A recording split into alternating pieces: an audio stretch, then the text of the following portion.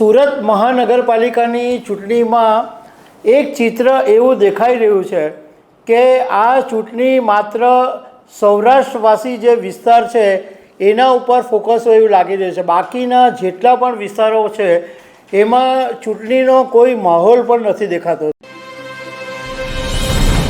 ગુજરાતમાં સ્થાનિક સ્વરાજ્યની ચૂંટણીમાં 26 તારીખે મતદાન છે અને 28મીએ પરિણામ છે, પરંતુ સુરત મહાનગરપાલિકાની ચૂંટણીમાં એક ચિત્ર એવું દેખાઈ રહ્યું છે કે આ ચૂંટણી માત્ર સૌરાષ્ટ્રવાસી જે વિસ્તાર છે એના ઉપર ફોકસ હોય એવું લાગી રહ્યું છે। બાકીના જેટલા પણ વિસ્તારો છે એમાં ચૂંટણીનો કોઈ માહોલ પણ નથી દેખાતો, નથી કોઈ જાહેર સભા થતી, નથી કોઈ ભાજપના મોટા નેતાઓ અહીંયા આવીને સભા કરતા। તો આના વિશે તમારી સાથે વાત કરીશ। મારું નામ રાજેશ શાહ છે અને તમે જોઈ રહ્યા છો ગુજરાતના સૌથી મોટા ડિજિટલ ન્યૂઝ પ્લેટફોર્મ ખબરછે.com। સમયની સાથે રાજકારણ પણ બદલાયું છે અને રાજકીય નેતાગીરીની વચ્ચે ભાજપને જે વર્ષોથી વફાદાર છે એ સુરતના મતદારોને જાણે કોરાણે મૂકી દેવાયા હોય એવું આ વખતે સ્થાનિક સ્વરાજ્યની ચૂંટણીમાં દેખાઈ રહ્યું છે। સુરત મહાનગરપાલિકામાં ટોટલ 120 બેઠકો છે, એટલે 30 વોર્ડ, એક વોર્ડમાં 4 ઉમેદવાર હોય એટલે 120 બેઠકો છે। એટલે વોર્ડ વાઇઝ વાત કરીએ તો 30 વોર્ડમાંથી લગભગ 11 જેટલા વોર્ડ છે વરાછાવાસી, એટલે જે સૌરાષ્ટ્રનો જે વિસ્તાર કહેવાય છે એ અમરોલી, મોટા વરાછા, કાપોદ્રા, સરથાણા, સીમાડા, લસકાણા, ફૂલપાડા, અશ્વની કુમાર, વેડ રોડ, કતારગામ, માતાવાડી, મગો, પૂણા, આ બધા જે વિસ્તાર છે એમાં લગભગ 11 વોર્ડ આવેલા છે અને એમાં લગભગ 44 બેઠકો છે, પરંતુ બાકીની બેઠકોને ઇગ્નોર કરી દેવા હોય એવું લાગે છે, અથવા એવું માની લેવામાં આવ્યું છે કે આ બધા બાકીના જે વિસ્તારો છે એ ભાજપ તરફી મતદારો છે, એટલે ભાજપના ગઢ છે, વર્ષોથી ભાજપને જ મત આપતા આવ્યા છે, એટલે એ લોકો તો ભાજપને જ મત આપવાના છે, તો એ લોકોને પ્રચાર કરવાની જરૂર નથી। પરંતુ સૌરાષ્ટ્રવાસીનો જે વિસ્તાર છે એની અંદર આવું નથી। ત્યાં પાટીદારોની વસ્તી છે અને પાટીદારો ઘણા સમયથી ભાજપથી નારાજ ચાલી રહ્યા છે અને ખાસ કરીને જે યુવાનો છે એમાં ભાજપ પ્રત્યે જબરજસ્ત નારાજગી છે।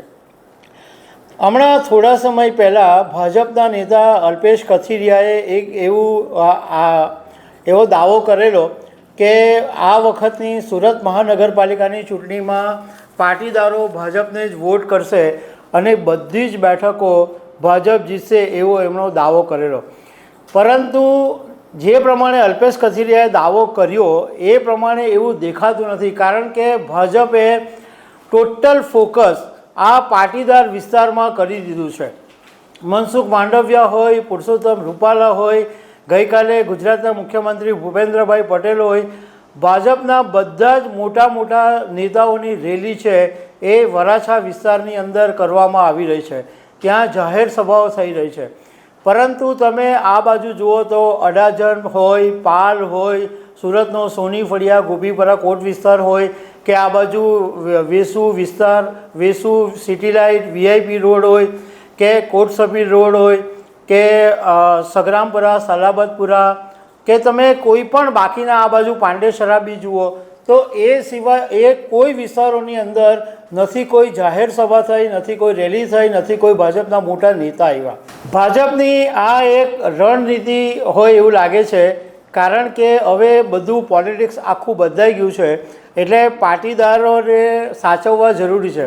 કારણ કે ગયા વખતની જ્યારે ચૂંટણી થયેલી ત્યારે આમ આદમી પાર્ટીને 27 બેઠકો મળેલી।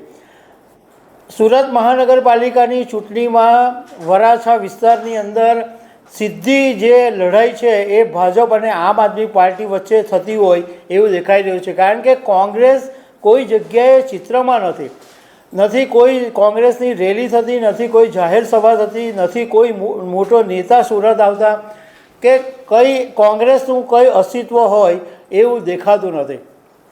એટલે ગયા વખતે જે 27 બેઠકો મળેલી એમાંથી ભલે આમ આદમી પાર્ટીના 12-13 ઉમેદવારો ભાજપમાં ચાલ્યા ગયા હતા, પરંતુ એમ છતાં પણ આમ આદમી પાર્ટીનું વર્ચસ્વ વરાછાની અંદર વધી રહ્યું છે અને એ જ ભાજપ માટે સૌથી મોટો ચિંતાનો વિષય છે. ગોપાલ ઇટાલિયાની જાહેર સભા થાય છે, એમાં મોટી સંખ્યામાં લોકો હાજર રહે છે અને આખી સભામાં હકડેઠઠ ભીડ જોવા મળે છે.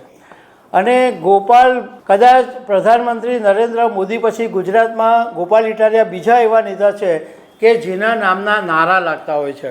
આ બધું ભીડ ભેગી થઈ છે એટલે આમ આદમી પાર્ટીને જ મત મળશે એવું નહીં કહી શકાય, કારણ કે જ્યારે અલ્પેશ આમ આદમી પાર્ટીમાં હતા અને ધારાસભ્ય તરીકે ચૂંટણી લડતા હતા ત્યારે એમની સભામાં પણ હજારોની સંખ્યામાં ભીડ ભેગી થતી હતી, પરંતુ ચૂંટણી હારી ગયા હતા. એટલે વોટ કન્વર્ટ થાય છે એ ઇમ્પોર્ટન્ટ છે. પરંતુ કહેવાનો મતલબ એ છે કે ભારતીય જનતા પાર્ટીએ બાકીના બધા વિસ્તારોને સાઈડ ઉપર મૂકી દીધા છે અને માત્ર પાટીદાર પ્રભુત્વવાળા વિસ્તારોની અંદર જ ભાજપની અત્યારે લડાઈ ચાલી રહી છે. એક જમાનો હતો કે જ્યારે સુરતની અંદર કોઈ પણ રાજકીય સભા હોય અને એમાં ભાજપની સભા હોય તો એ કોટ સપીર રોડ ઉપર જ ભરાતી હતી. અટલ બિહારી વાજપેયી સહિતના મોટા મોટા નેતાઓ કોટ સબીર રોડ ઉપર જાહેર સભા કરી ચૂક્યા છે, પરંતુ છેલ્લા લગભગ 1-1.5 દાયકાથી કોટ સબીર રોડ ઉપર હવે કોઈ સભા થતી નથી. અને સુરતમાં ભાજપનું જે છે એ રાજકીય ગોત્ર સુરતનું છે, કારણ કે 1981ની અંદર ભાજપે પહેલી પેનલ જે જીતેલી એ કોટ વિસ્તારમાંથી જીતેલી. ગોપીપુરા સોની ફળિયા જે વિસ્તાર છે એમાંથી ભાજપે જીત મેળવેલી. અને સુરતના જે મૂળ સુરતીઓ છે, મૂળ વણિક સમાજ છે, રાણા સમાજ છે, કણબી સમાજ છે, ખત્રી સમાજ છે, આ બધા વર્ષોથી ભાજપના વફાદાર મતદારો છે. પરંતુ આ વખતે સુરતીઓમાં અસંતોષ છે, કારણ કે એમને એવું લાગે છે કે ભાજપે એમને ઇગ્નોર કરી દીધા છે. સુરતીઓનો ભાજપ કોઈ ભાવ જ નથી પૂછતું એવી હાલત થઈ ગઈ છે. આ વખતે ઘણા બધા લોકો, રાજકારણના જાણકારો પણ એવું કહી રહ્યા છે કે ભાજપ માટે આ વખતે મહાનગરપાલિકાની જે ચૂંટણી છે એ લોઢાના ચણા ચાવવા જેવી હશે. એટલી ઇઝી નહીં હોય, કારણ કે બધા મતદારો નારાજ છે. પણ પ્રોબ્લેમ એક જ વાતનો છે કે મતદારોની પાસે ભાજપ સિવાય કોઈ મજબૂત વિકલ્પ નથી. આમ આદમી પાર્ટી ઉભરી રહી છે, પરંતુ એની પર વિશ્વાસ મૂકવામાં ટાઈમ લાગશે અને કોંગ્રેસનું કોઈ અસ્તિત્વ છે નહીં. તો મતદારો જાય ક્યાં? એટલા માટે અને ઘણા બધા મતદારો વોટ આપવા પણ નથી જતા એ નારાજગીને કારણે.